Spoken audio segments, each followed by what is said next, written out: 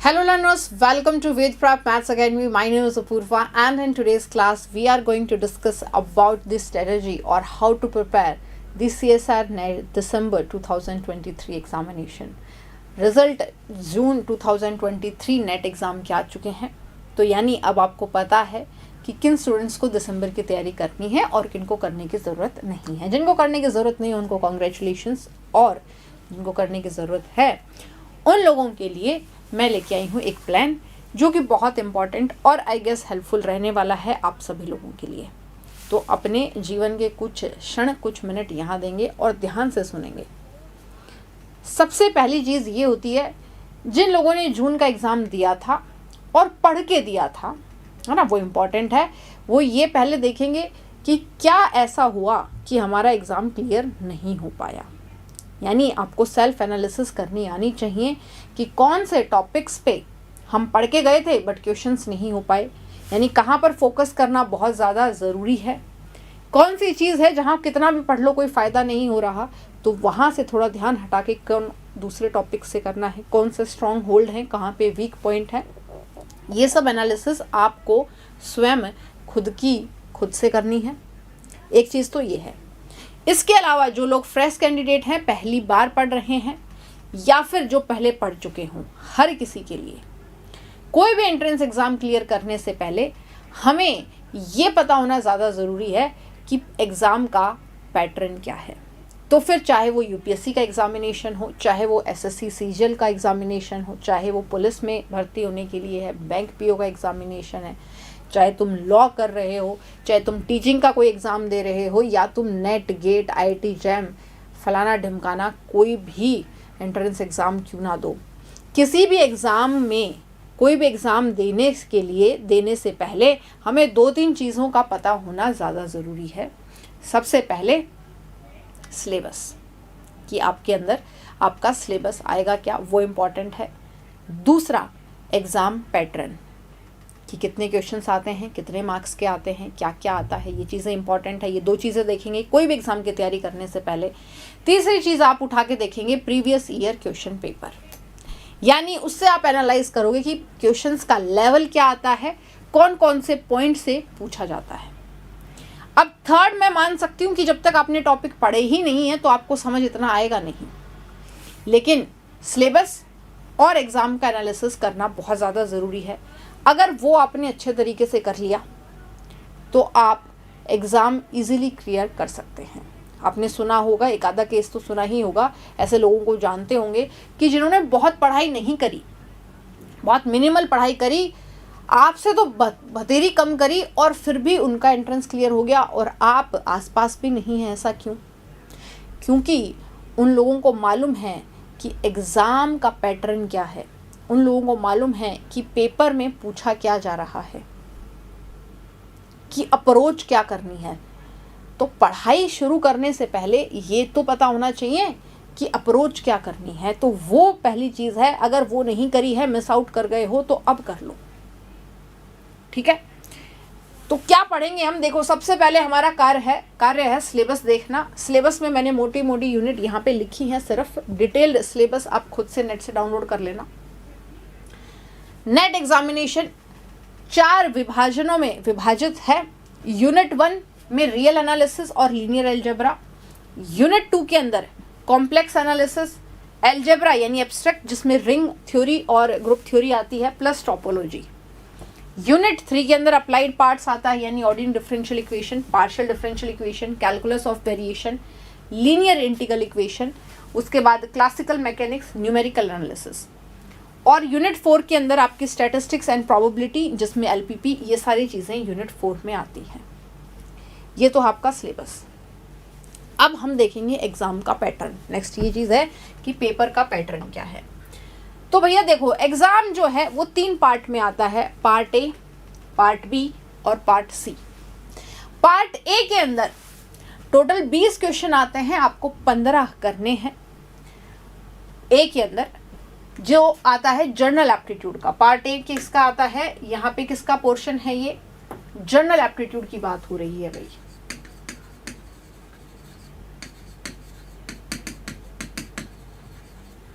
20 questions में से आपको 15 अटेम्प्ट करने होते हैं।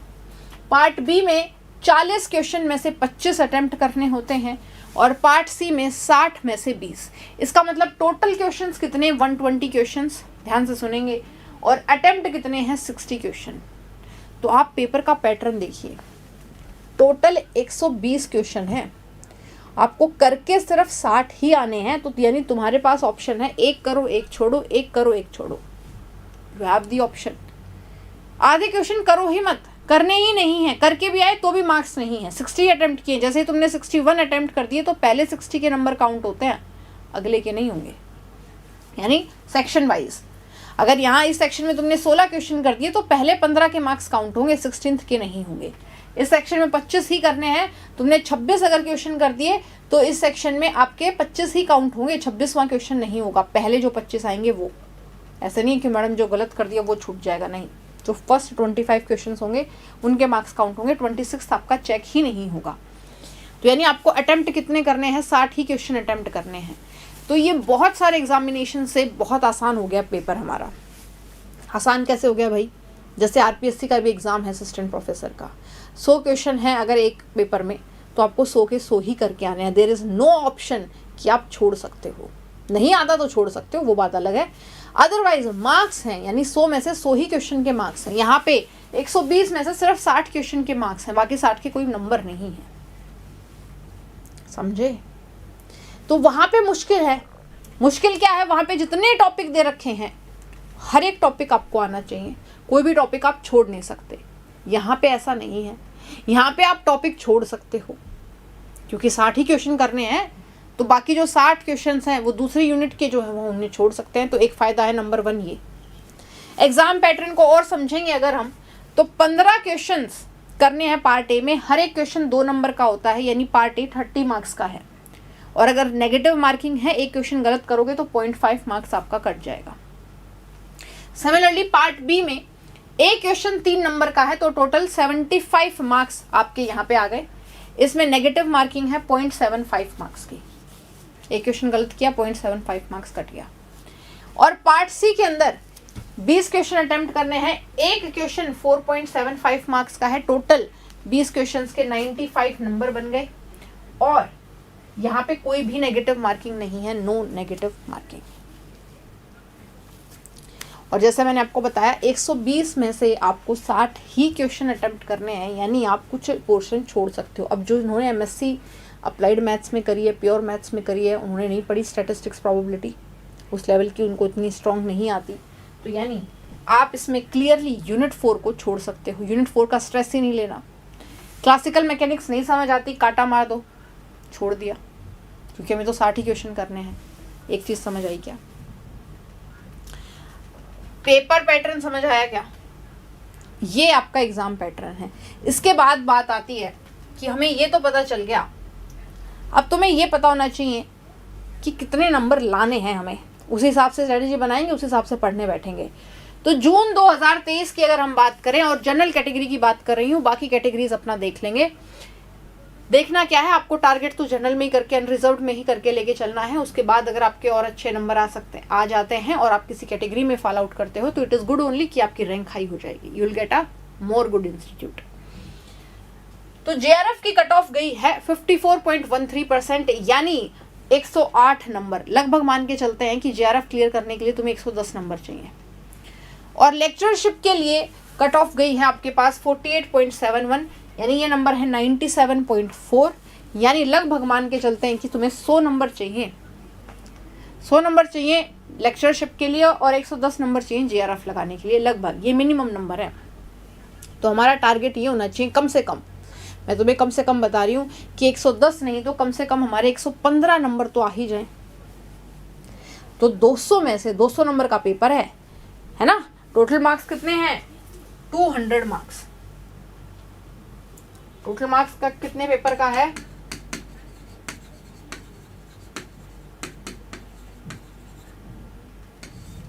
30 पार्ट ए का, 75 पार्ट बी का और 95 पार्ट सी का, सम कर लो, दिस इज 200 नंबर में से आपको 115 नंबर लाने हैं। 120 क्वेश्चन में से 60 ही क्वेश्चन करने हैं, इतना आसान है और आप JRF क्लियर्ड है। अब हमें सोचना है कि हमें कौन सा टॉपिक पढ़ना है और कौन सा नहीं। उसके लिए हमें ये पता होना चाहिए किस टॉपिक की क्या वेटेज है, यानी किस टॉपिक से कितने क्वेश्चन आते हैं, पहले ये तो देख लें। तो नेक्स्ट जो चीज़ है इंपॉर्टेंट हमारी जाती है वो है, ये लगभग नंबर है भाई, आपके एग्जैक्ट नहीं है क्योंकि हर साल ऊपर नीचे फ्लक्चुएट होता रहता है। 4 यूनिट हैं तो ब्रॉडली 4 यूनिट इक्वल वेटेज की रहती हैं, और उन यूनिट के अंदर जो सब पार्ट्स हैं, कभी रियल से क्वेश्चन ज़्यादा आ गए तो लीनियर अलजेब्रा से कम आ गए, कभी लीनियर से कम आ गए तो रियल से ज़्यादा आ गए, तो थोड़ी सी फ्लक्चुएशन हो सकती है अकॉर्डिंगली। जैसे कि इन्होंने बोला है कि रियल एनालिसिस 45 से 75 मार्क्स की आती है, यानी 15 से 20 क्वेश्चन। लीनियर अलजेब्रा 41 से 75 मार्क्स, यानी 15 से 20 क्वेश्चन लीनियर के आते हैं। फिर यूनिट 2 एब्स्ट्रैक्ट मतलब group theory plus ring theory 25 से 45 नंबर की 6 से 8 क्वेश्चन। नंबर थ्योरी एनटी है, यहाँ पे एनटी का मतलब है नंबर थ्योरी, 3 से 7 क्वेश्चन इसके, 3 से 7 नंबर की ये 1 से 2 क्वेश्चन। फिर है कॉम्प्लेक्स एनालिसिस 25 से 34 मार्क्स के बीच में, यानी 5 से 8 क्वेश्चन। टोपोलॉजी 3 से 8 नंबर की, यानी 1 से 2 क्वेश्चन। ऑर्डिनरी डिफरेंशियल इक्वेशन 15 से 25 नंबर की, यानी 4 से 7। पार्शियल 20 से 25 4 से 7। न्यूमेरिकल एनालिसिस 3 से 12 नंबर, 1 से 3 क्वेश्चन। इसके बाद कैलकुलस ऑफ वेरिएशन 3 से 8 नंबर की, 1 से 2 क्वेश्चन। इंटीग्रल इक्वेशन 3 से 12, 1 से 3 क्वेश्चन के बीच में। और पार्ट ए जो है एप्टीट्यूड, उसमें 15 क्वेश्चन 30 मार्क्स। तो हमारी स्ट्रेटजी क्या रहनी चाहिए, हमें पढ़ना कैसे है, वो चीज़ इंपॉर्टेंट है। देखो, आपको 3 मेजर पॉइंट जो हैं वो मद्देनजर रखने हैं। 3 मेजर पॉइंट है। पहला पॉइंट ये है कि आप 20 क्वेश्चन पार्ट सी के अटेम्प्ट करके आओगे पूरे, क्योंकि पार्ट सी में नेगेटिव नंबर है नहीं, नेगेटिव मार्किंग है नहीं, इसमें मल्टीपल सेलेक्ट आंसर होते हैं। नेगेटिव मार्किंग आपकी है नहीं, तो आप 20 के 20 क्वेश्चन आप करके आओगे, यहाँ छोड़ने नहीं है, क्या पता कोई तुक्का सही हो गया हो। एक चीज़ है ये। दूसरी चीज़ ये है कि पार्ट ए के लिए आप पढ़ोगे और आपका टारगेट रहेगा कि आप 30 में से 30 नंबर लेके आओ। हम लोग जनरल एप्टीट्यूड को नहीं पढ़ के जाते हैं, या पढ़ते हैं तो लास्ट के 5-10 दिन में पढ़ लिया, फॉर्मूले देख लिए, प्रैक्टिस नहीं करी। उससे क्या होता है, टाइम वहाँ ज़्यादा लगता है, कैलकुलेशन गलतियाँ हो सकती हैं और तुम 30 के 30 मार्क्स ला ही नहीं पाओगे। और मुश्किल नहीं है, सिर्फ प्रैक्टिस चाहिए। जितनी प्रैक्टिस तुम रियल को पढ़ने में कर रहे हो, लीनियर को पढ़ने में कर रहे हो, ग्रुप्स पढ़ रहे हो, ओडी पढ़ रहे हो, उससे 1/4 भी आपको मेहनत नहीं करनी जनरल एप्टीट्यूड को पढ़ने के लिए। लेकिन जनरल एप्टीट्यूड 30 मार्क्स का है। 30 मार्क्स ना आप इकलौते रियल से ला सकते, ना ओडी से ला पाओगे, ना ग्रुप्स थ्योरी से ला पाओगे, बट वो 30 नंबर तुम जनरल एप्टीट्यूड से ला सकते हो और बहुत मुश्किल नहीं है। तो ये बात मद्देनज़र रखनी है कि part A is very important, और आप इसके लिए टारगेट स्टडी करोगे कि आप 30 में से 30 लाओ। अगर सिर्फ लास्ट के 5-7 दिन पढ़ाई करी तो 30 में से 30 नहीं आएंगे, 3 से 4 क्वेश्चन गलत होने ही होने हैं, या टाइम कम लगेगा, तुम्हें छूट जाएंगे वो। और थर्ड इंपॉर्टेंट पॉइंट है रीड, लर्न, प्रिपेयर, जो भी तुम्हें सही लगे, as many topics as possible. जितने टॉपिक्स तुम प्रिपेयर कर सकते हो उतने टॉपिक्स तुम्हें प्रिपेयर करने हैं, as many as topics possible. इसका रीज़न क्या है, रीज़न ये है कि क्वेश्चंस जो हैं वो हर टॉपिक से आ तो रहे हैं, जितने टॉपिक हैं हर सिलेबस के हर टॉपिक से आ रहे हैं, और हर टॉपिक से क्वेश्चंस कुछ इजी आते हैं, कुछ टफ आते हैं। तो आप इतने सारे टॉपिक पढ़ लो ऊपर ऊपर से कि इजी वाले तो तुम सारे कराओ। उससे क्या होता है कि हमारी जो नंबर आने की जो कट ऑफ है, जो नंबर आने हैं वो ज़्यादा हो जाते हैं, यानी 70 से 80-90 तक नंबर हम फिर भी ले आएंगे, बट 90 के ऊपर एक एक नंबर लाने में स्ट्रगल होता है। वो एक एक नंबर लाने के लिए आप रियल कितनी पढ़ लो, ग्रुप कितना ही पढ़ लो, ओडी कितनी पढ़ लो, नहीं आ रहा। तो वो एक एक नंबर लाने के लिए हमें एक्स्ट्रा टॉपिक्स की और अप्रोच करनी पड़ेगी। हमारी अप्रोच गलत होती है, हम ये सोचते हैं कि हमने इतनी पढ़ाई करी, लेकिन हमारे मार्क्स नहीं आ पाए, है ना, हमारे ये नहीं सॉल्व हो पाया। तो अब आप अप्रोच बदल के देखो। आपने मेजर टॉपिक्स को बहुत ज़्यादा पढ़ लिया, तो जो टॉपिक्स हल्के फुल्के टॉपिक्स थे जिन पे ध्यान नहीं दिया, अब उनसे पढ़ के देखो, और देखो कि हर एक टॉपिक तुम्हें 1 से 2 क्वेश्चन ऐसा देगा जो बहुत ही आसान थे, जो ऊपर ऊपर की पढ़ाई यानी बेसिक्स, ऊपर का मतलब होता है कि बेसिक्स क्लियर, कंसेप्ट क्लियरिटी के बाद आप कर सकते हो, बहुत ज़्यादा क्वेश्चन प्रैक्टिस की ज़रूरत नहीं है। तो ये काम आप इस अप्रोच को अपना के देखिए, आपका नेट का एग्ज़ाम पक्का क्लियर होगा। रीज़न क्या है? क्योंकि हर एक topic, because each topic contain few easy questions, her topic से कुछ ना कोई इजी क्वेश्चन जरूर आता है। और तुमने सारे टॉपिक, जितने टॉपिक ज़्यादा से ज़्यादा पढ़ सकते हो, इजी तो कर लिए तुमने, वो नंबर तो आ गए। जैसे एग्जाम्पल टोपोलॉजी वैसे बहुत मुश्किल है, बट कुछ क्वेश्चंस होते हैं डेंस सेट कनेक्टेडनेस, सिर्फ थ्योरी भी पढ़ लोगे, थोड़ा सा ही पढ़ लोगे तो स्ट्रेट अवे क्वेश्चन पूछ लिया जाता है। एक क्वेश्चन भी तुम यहाँ से ठीक कराए तो 3 नंबर तुम्हारे आ गए। 3 नंबर मायने रखते हैं, 90 थे 93 हो गए। रिंग थ्योरी भी बहुत लोगों को मुश्किल लगती है, तो कोई लोग नहीं छोड़ के चले जाते हैं। जो छोड़ के जाते हैं उनके लिए बोल रही हूँ, जो पढ़ के गए हैं तो उनका अच्छा है। ग्रुप थ्योरी पढ़ ली, रिंग नहीं पढ़ रहे, एक क्वेश्चन वो पूछ सकता है फील्ड में या कहीं से भी आपको पूछ लेगा, जो कि आपसे किसमें, होमोमॉर्फिज्म पर पूछ लिया। जो आप अगर पढ़ के गए होते, बेसिक्स क्लियर किए होते, कंसेप्ट्स क्लियर किए गए होते, तो सिंपल सा क्वेश्चन आता, वो आप कर पाते। और एक क्वेश्चन प्रोबेबिलिटी को नहीं छोड़ेंगे भाई। प्रोबेबिलिटी देखिए, प्रोबेबिलिटी वैसे हो सकता है आपने ना पढ़ा हो, बट बीएससी के एक सेमेस्टर और एमएससी के एक सेमेस्टर में पक्की पढ़ी आपने प्रोबेबिलिटी। उस लेवल की प्रोबेबिलिटी वो पूछ सकता है। बेस थ्योरम यानी 11वीं 12वीं की प्रोबेबिलिटी से वो पूछ लिया तुमसे स्ट्रेट अवे। नॉर्मल डिस्ट्रीब्यूशन में पूछ लिया, बाइनोमियल डिस्ट्रीब्यूशन में पूछ लिया, है ना। मीन वेरिएंस के फॉर्मूले पता होने चाहिए, कहाँ एनपीक्यू है, कहाँ पीक्यू है, कहाँ एनपी है, और वो फॉर्मूले में पुट करते ही आ जाएगा सक्सेस रेट, फेलियर रेट, इन सब की वैल्यूज। मतलब एक बार बेसिक्स प्रोबेबिलिटी को 3-4 दिन भी अगर तुम सिर्फ पढ़ लोगे, डीप नहीं जाना है। बीएससी एमएससी वाला भी जो एक बार नोट्स को रिवाइज कर लोगे, क्वेश्चंस कैसे करते हैं कर लोगे, तो तुम एक क्वेश्चन पक्का प्रोबेबिलिटी से कर लोगे। और सिमिलरली एक क्वेश्चन पक्का तुम एलपीपी से कर सकते हो। एलपीपी में बहुत दफ़ा वो 11वीं 12वीं वाला ही पूछ लेते हैं, इनइक्वालिटी रीजन, फिजिबल रीजन पूछ लेंगे, कॉन्वेक्स पॉइंट पूछ लेंगे, ऐसे 2-4 क्वेश्चंस पूछ सकते हैं। एक क्वेश्चन जरूर पूछते हैं जो बहुत ही आसान होता है एलपीपी में, बहुत ही आसान, ना ही तो टाइम कंज्यूमिंग है और इजीली कर लोगे 3 नंबर। तो मैंने तुम्हें यहाँ पे जैसे 4 टॉपिक बताए और 4 टॉपिक में 3-3 नंबर वाला भी, यानी पार्ट बी से भी क्वेश्चन उठा रहे हो तो 4 12 नंबर आ गए। तो जहाँ पे 90 नंबर आ रहे थे 102 नंबर हो गए, आपकी लेक्चरशिप क्लियर हो गई। किसी के 100 नंबर आ रहे थे 112 नंबर हो गए, आपके जेआरएफ क्लियर हो गया। बट अगर ये टॉपिक आपने छुए भी नहीं होते, देखे भी नहीं होते, तो मजाल है कि तुम इनके क्वेश्चन सॉल्व कर पाओ, नहीं कर सकते। अब तुम कितनी पढ़ लो रियल, जो नहीं हो रहा वो तो नहीं हो रहा ना यार, जो टफ क्वेश्चन है वो तो नहीं आएंगे। तो हमारी अप्रोच ये होनी चाहिए कि इजी क्वेश्चन जिस भी टॉपिक से आ रहे हैं वो नहीं छोड़े हम। उसके लिए तुम्हें एक बार थ्योरी सारी पढ़नी पड़ेगी, बेसिक सारे पढ़ने पड़ेंगे, समझे। अब जैसे कि मैं अगर आपको बताऊं कि कैसे, एक बार देखना जरा कि कैसे आप कौन कौन से टॉपिक्स पढ़ सकते हो जो बहुत आसान टॉपिक हैं और आप क्लियर कर सकते हो। जैसे अगर आपने पीडी टॉपिक उठाया, पार्शियल डिफरेंशियल इक्वेशन के स्ट्रेट अवे क्वेश्चंस आते हैं। 2 क्वेश्चंस, ये मैं मिनिमम क्वेश्चंस बता रही हूँ, क्वेश्चंस तो बहुत सारे आते हैं। 2 क्वेश्चंस मिनिमम ऐसे पक्के आते हैं 3 नंबर में जो तुम कर सकते हो, और एक क्वेश्चन 4.75 में, है ना। वेव इक्वेशन और इन सब के ऊपर पूछा जाता है ये वाला। इधर एक हाइपरबोला एलिप्स और उस पर पूछा जाएगा, या लेग्रांज ऑक्सिलरी इक्वेशन पूछ लेंगे।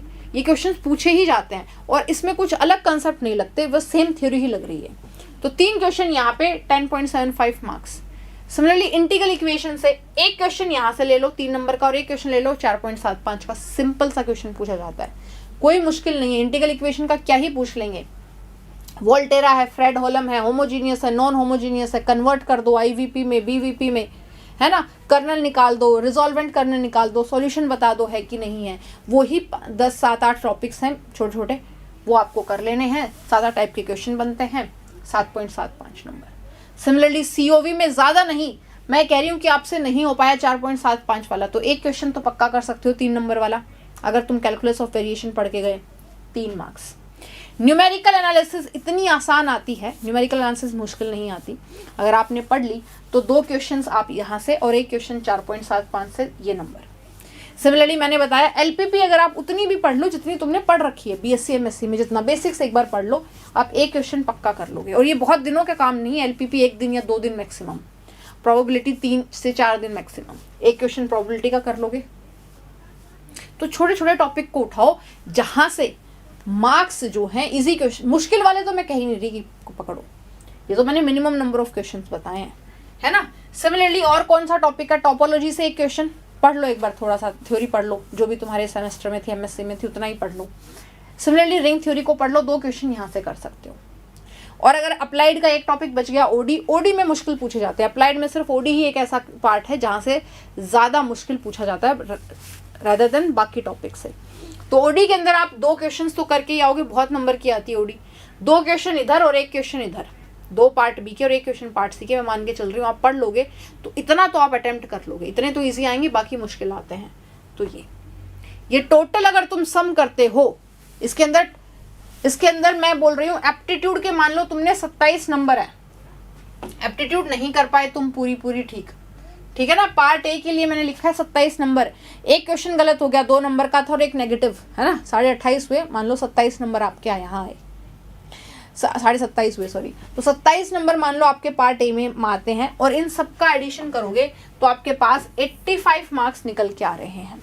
85 मार्क्स आपने तब ले आए जब आपने छोटे वाले टॉपिक पढ़े, मेजर टॉपिक अभी पढ़ा ही नहीं। मेजर सिर्फ आपने एक ओडी पढ़ा है अगर देखा जाए तो, और उसमें भी हमने ज़्यादा वेटेज उसको दी नहीं है। हमने मान के चला कि हमने ऐसे लाइट माइंड से पढ़ा, कंसेप्ट क्लैरिटी पढ़ी, और हमने इतने नंबर ले आए, 85 मार्क्स आ गए। अभी मैंने क्या बताया, जीआरएफ लाने के लिए कितने नंबर चाहिए, 115, यानी 30 नंबर और चाहिए। 115 का टारगेट लेके चलो, जीआरएफ क्लियर है। मैं ये बता रही हूँ कि बहुत कम पढ़ के भी कैसे लोग पेपर क्लियर कर रहे हैं, जीआरएफ क्लियर कर रहे हैं, क्योंकि उनको ये पता है। तो 85 मार्क्स यहाँ आ गए। अब तुम हद मार के देख लो, रियल के इतने नंबर आते हैं, क्या तुम रियल में 3 क्वेश्चन यहाँ से और 1 क्वेश्चन यहाँ से सही नहीं कर सकते? इतनी रियल पढ़ लोगे तो इजी तो आते ही है रियल के भी कुछ क्वेश्चंस, तो वो हमने कर लिए। तो 13.75। लीनियर अलजेब्रा के अगेन 3 क्वेश्चन यहाँ से और 1 क्वेश्चन यहाँ से, बहुत क्वेश्चन आते हैं लीनियर के, भाई कुछ टॉपिक्स तो अच्छे से आते ही होंगे, वहां से कर लिए। कॉम्प्लेक्स एनालिसिस 3 इधर से 1 इधर से, कॉम्प्लेक्स भी बहुत, कॉम्प्लेक्स तो इजी आती है, कॉम्प्लेक्स मुश्किल नहीं आती।